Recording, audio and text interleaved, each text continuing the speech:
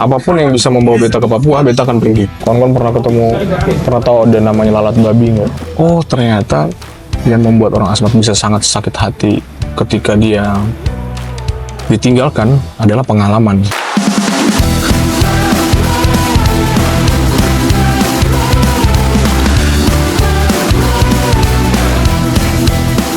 Halo semuanya, selamat datang di podcast perdana kami yang akan mengulik cerita-cerita di balik-balik lensa.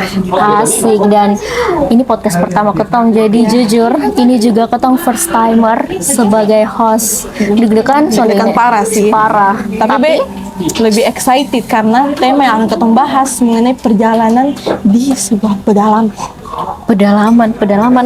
Spill nanti aja. Oke. Teman-teman nanti lihat dari judul ini YouTube. Yes. Dan terlalu lama ya, Abdi kan Masih nanti. biasa ada bintang tamu. Sekarang nih. Iya. Oke, guys. Bintang tamu silakan masuk. Ini nih bintang tamunya Bintang tamu Ketong. kita malam ini. Gimana sih kabarnya, Bang? Kabarnya pada selalu malam baik. Hari ini. Kabarnya selalu baik, selalu have fun, selalu menikmati kehidupan. Asik. Yes, kita harus selalu menikmati Kehidupan. Betul. Oke, Bang. Dan sebelum Ketong bahas lebih lanjut nih Bang tentang temanya Ketong, mungkin Bang bisa jelaskan sedikit ya. Bang boleh cerita sedikit, Bang Raffi itu siapa sih? Kan ini nanti penontonnya bukan hanya teman-teman Jiko. Iya. Dan sekarang sibuknya ngapain aja? Oke, jadi perkenalkan kawan-kawan semua, beta punya nama Rafael Miku Beding, biasa disapa Raf, atau lebih akrab disapa Bang Raf, atau BR juga lebih enak sebenarnya sapaannya. Sejauh ini yang beta lakukan setelah di Kupang, beta masuk di Kupang itu 2015, jadi bersama-sama dengan komunitas film Kupang dan pergerakan anak-anak muda kreatif yang ada di Kota Kupang. Ketong sebenarnya lebih mencoba menghidupi Kota Kupang agar terlihat lebih hidup lah. Karena beta rasa 2015 beta masuk Kupang ya sepi, tak ada apa-apa, musik tak ada, habis itu hiburan pun juga tak ada. Nah, jadi beta masuk mencoba apa sih yang bisa beta berikan sumbangsi untuk anak muda yang ada di Kota Kupang begitu. Nah, kita membuat film, kita membuat karya-karya, dokumenter, fiksi yang berisi tentang bagaimana masyarakat atau kehidupan yang ada di NTT ini dicoba dipotret melalui lensa. Sebenarnya seperti itu kurang lebih. Sambil itu sekarang aktif di kampus juga untuk mengajar spesifik di bagian media dengan film dan sejenisnya lah. Nah, untuk temanya Ketong mengenai perjalanan ke Asmat ini dan yang melihat dari YouTube-nya Bang, Ketong belum kasih tahu nih akun sosialnya Bang. Betul, media sosialnya Bang. Apa tuh ini? Ruang Dia. Yes. Itu ada IG dan juga YouTube ya Bang. Iya. Ya, ruang Iya dong. dia.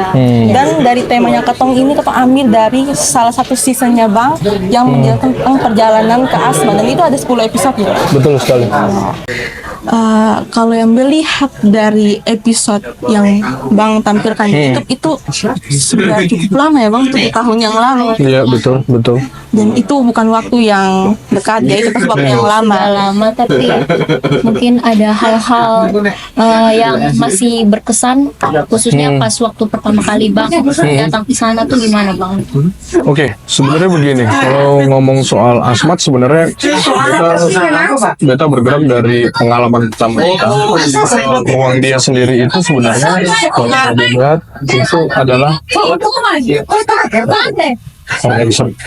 jadi beta mungkin cerita dari semangatnya Ruang Dia. Ruang Dia itu sebenarnya kalau dilihat itu ruang Dukin Altum. Dukin Altum itu apa sih? Dukin Altum itu mencoba kita menjelajah hal yang lebih dalam lagi, hal yang lebih jauh lagi, yang lebih luas lagi. Jadi di Ruang Dia itu kita mencoba menggali berbagai macam banyak informasi, berbagai macam banyak pengalaman, cerita dan segala macam yang berhubungan dengan kehidupan lah. Salah satu tema waktu itu tiba-tiba beta mendapatkan ajakan untuk pergi ke Asmat. Beta punya kawan dari Jakarta, kita ingat sekali namanya Ardo, itu tiba-tiba kontak beta untuk Bang, ayo bantu beta di Asmat gitu. Betanya, bantu di Asmat mau buat apa nih? Oh ternyata bantu untuk dokumentasi. Nah akhirnya tanpa pikir panjang beta juga pikir, wah Asmat, Papua itu salah satu beta punya wishlist dalam target. Puji Tuhan sampai dengan sekarang hampir semua pulau yang ada di NTT di Indonesia beta sudah pernah injak semua. Tinggal waktu itu tuh satu pulau yang beta injak itu adalah Papua. Nah sejak saat itu beta berpikir bahwa apapun yang bisa membawa beta ke Papua, beta akan pergi. Beta tidak akan pikir panjang untuk dibayar berapa dan segala macam, tapi yang penting beta akan langsung gas ke situ. Singkat kata akhirnya beb kawan kirim administrasi semua, uang tiket dan segala macam. Dan setelah perjalanan itu kurang lebih 18 jam, iya kalau nggak salah 18 jam pesawat. Jauh ya. Cukup jauh sampai di Timika kota besarnya. Di Timika, di Mimika itu baru memulai semua kehidupan tuh di sana. Tapi sebenarnya belum selesai di situ. Dari Timika tuh sebenarnya masih jauh lagi, masih harus naik. Dalam lagi. Masih masuk lebih dalam lagi. Ternyata Asmat, distrik-distrik di Papua itu letaknya jauh-jauh semua, tidak berdekatan. Kurang lebih begitu. Itu kalau misalnya kawan-kawan tanya asal mula proyek di Papua itu sebenarnya seperti itu. Gitu. Dan gambarnya juga di sana 2 bulan ya bang? Kurang lebih tiga setengah bulan beta di sana. 3,5 bulan beta di Papua. Dan untuk 3,5 bulan itu pasti ada cerita-cerita di dalamnya yang dan juga tantangan di dalamnya. Mungkin bang bisa kasih tahu tantangan yang didapatkan di sana saat membuat season ini atau saat melakukan dokumentasi itu, dan mungkin bisa memberikan tips dan trik dari tantangan tersebut. Oke, sebenarnya begini, kalau saat beta ke Papua itu tidak kepikirkan bahwa akan membuat sesuatu perjalanan yang panjang lah. Karena dulu memang kalau kawan-kawan ikutin beta punya YouTube, sebenarnya beta aktif di vlogging, video blog. Beta dari 2015, mungkin beta bisa bilang beta salah satu orang-orang yang pertama di Kupang yang jalan-jalan pegang kamera kemana-mana, ngop-ngop dan segala macam.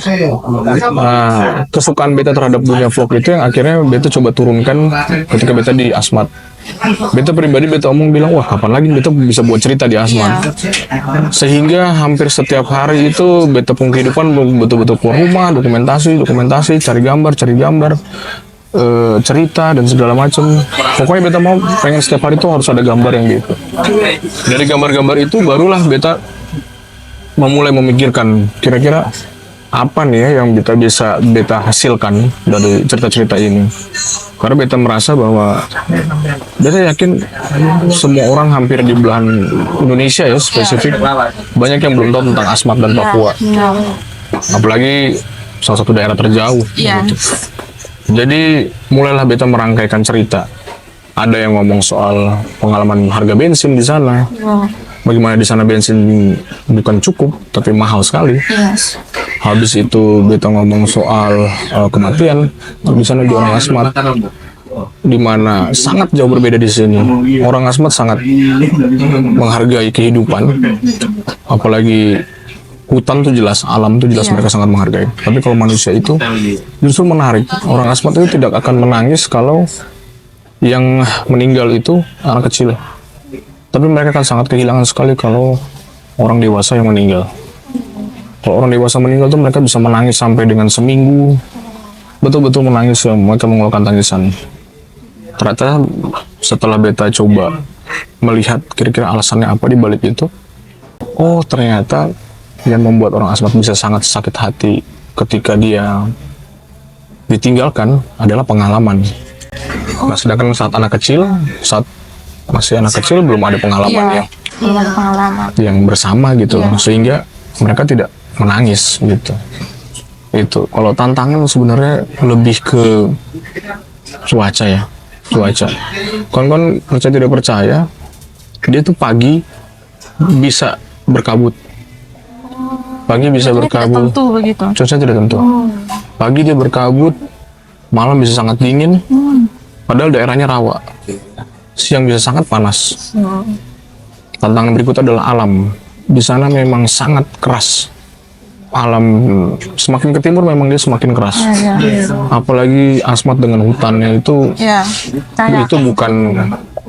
bukan hutan yang biasa, dia hutan-hutan mungkin layaknya hutan Amazon dan segala macam ya, seperti itu tuh. Kawan-kawan pernah tahu ada namanya lalat babi nggak? Lalat tapi Itu yang belum nonton tuh. lalat tapi besarnya macam segini. Dia lalat, dia bukan kategori nyamuk, dia tuh lalat. Tapi dia isap darah. Wah, Tapi dia isap darah dan itu gatalnya bukan main. kayak nyamuk tapi lalat. Iya. Lebih besar dari lalat sapi. Iya, dia kayaknya bapaknya lalat sapi. Karena dia semakin itu besar dia itu. Belum lagi lintah banyak. Ya, di hutan gitu. Belum lagi ada ular, buaya. Oh iya. Tantangan alamnya betul-betul yang sangat liar. Asmat tuh daerah yang sangat liar. Tetapi menariknya banyak kehidupan-kehidupan yang murni sebenarnya lihat di sana ya. Kayak salah satu refleksi beta sebenarnya, kita ngelihat orang-orang perkotaan ngerasa orang yang paling cinta lingkungan dan segala macam.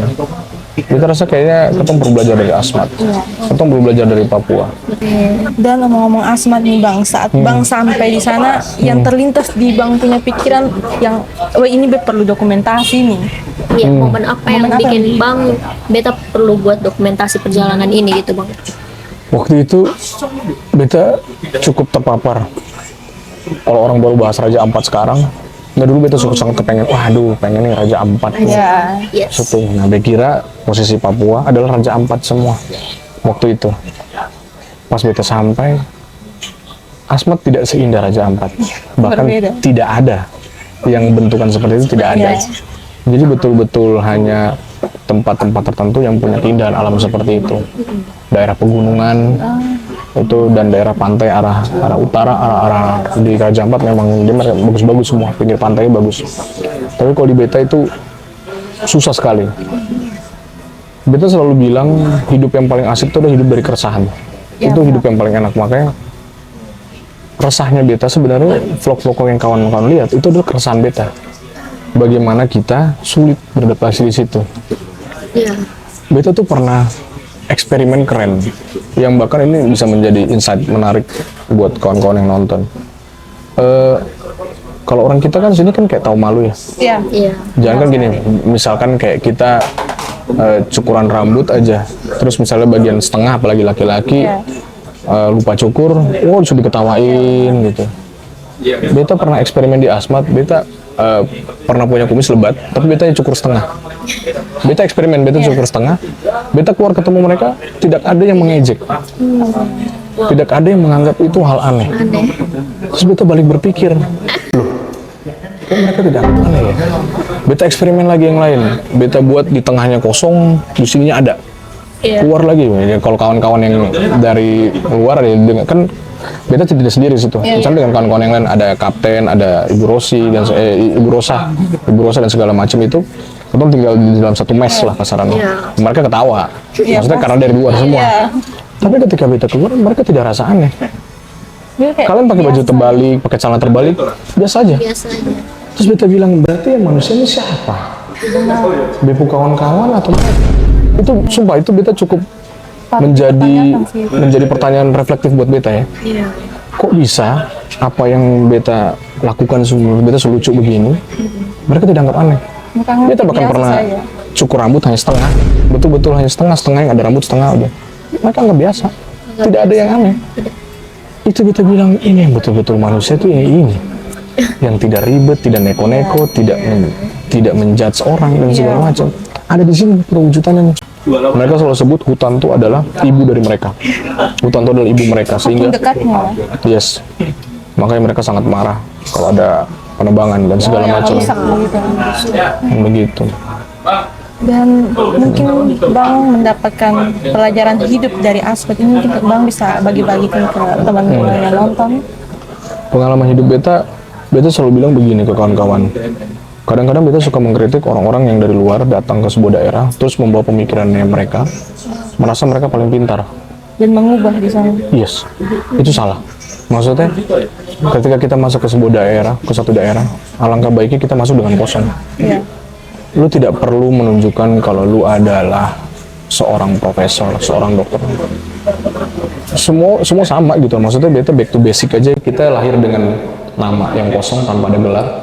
Ya ketika lu datang ke sebuah tempat ya perlakukan tempat itu, jangan lu sombong dengan lu punya gelar. Terus yang kedua itu adalah apa ya, sebenarnya menurut beta jangan terlalu, beta punya slogan hidup tuh live this one. Live this one tuh hidupilah apa yang lu lakukan hari ini sekecil apapun itu.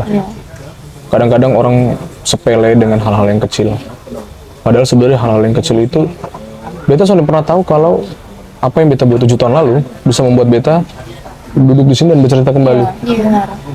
Itu kadang-kadang yang membuat beta yang hal-hal sepele inilah yang akhirnya akan membuat kawan-kawan bisa berguna dan bermanfaat nantinya.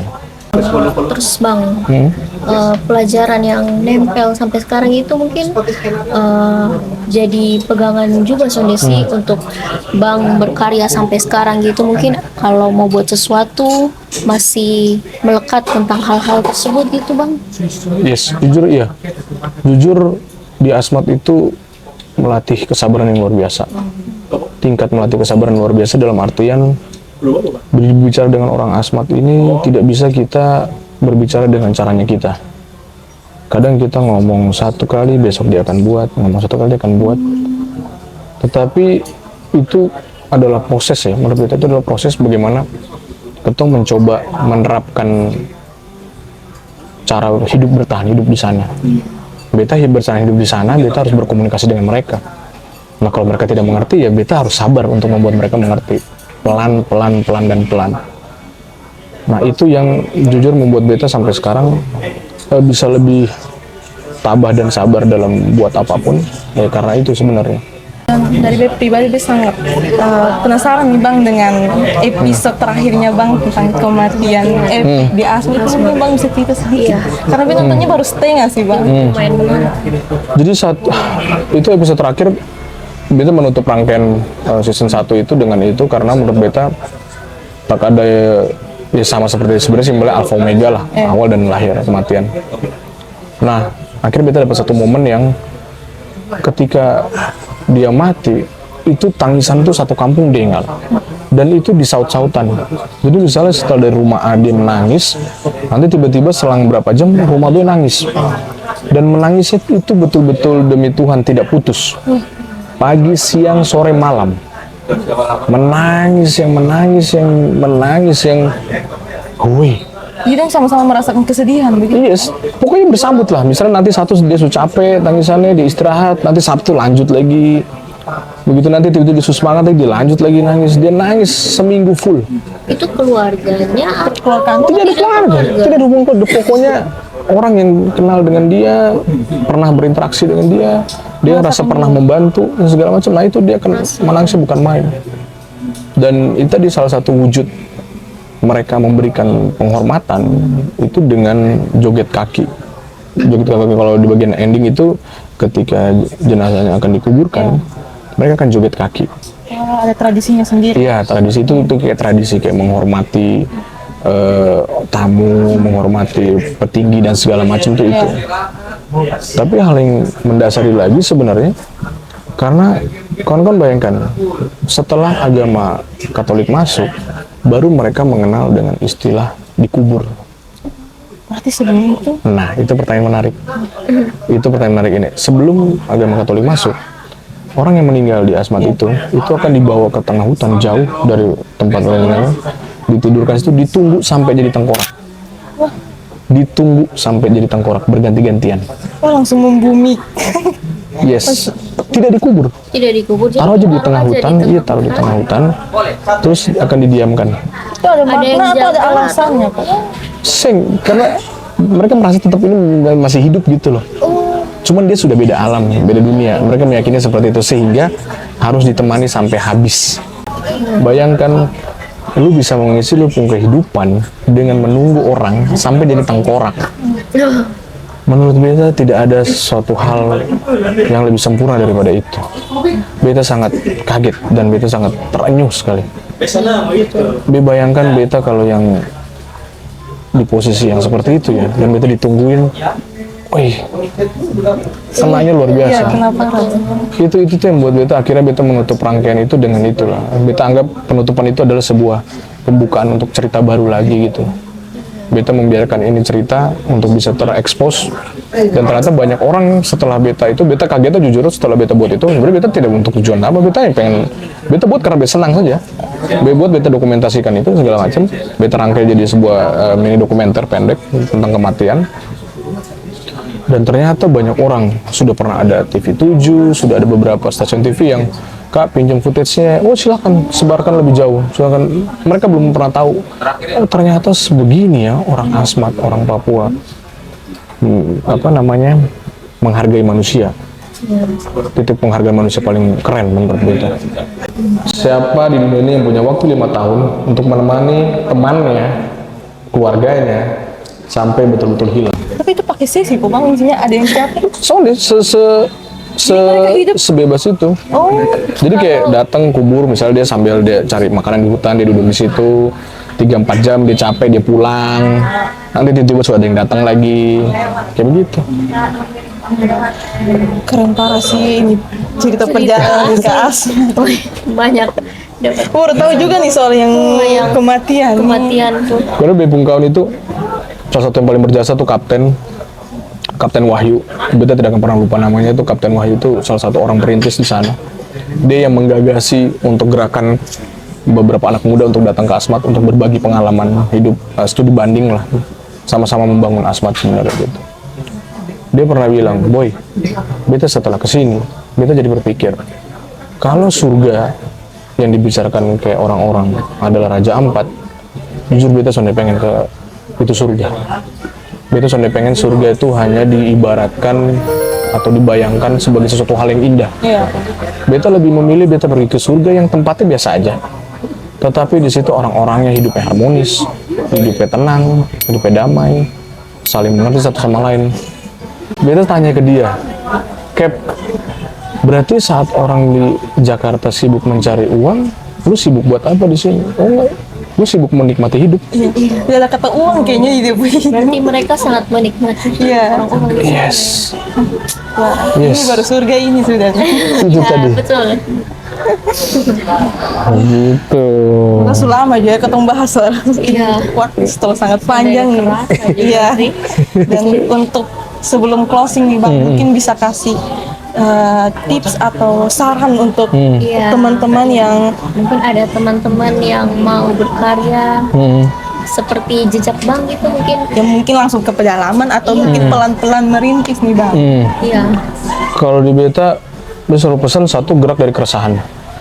Jangan pernah bohong dengan keresahan yang ada di sekitar kita.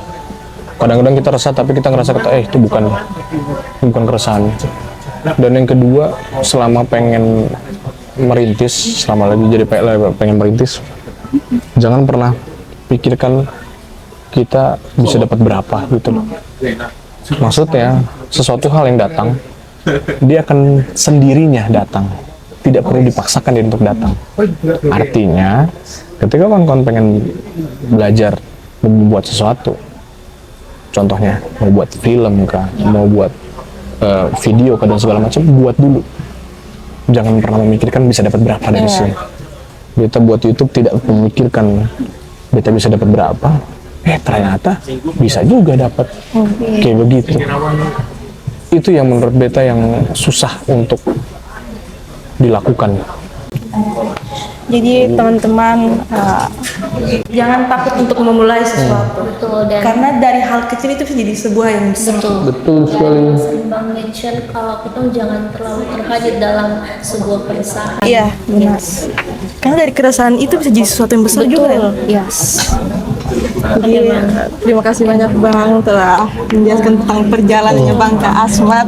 Sip, terima kasih banyak, terima kasih. Kita malam ini betul-betul banyak dapat Ya. insight. Kaget juga ya pasti ya. Banyak hal yang bikin shock. Ya. Oke.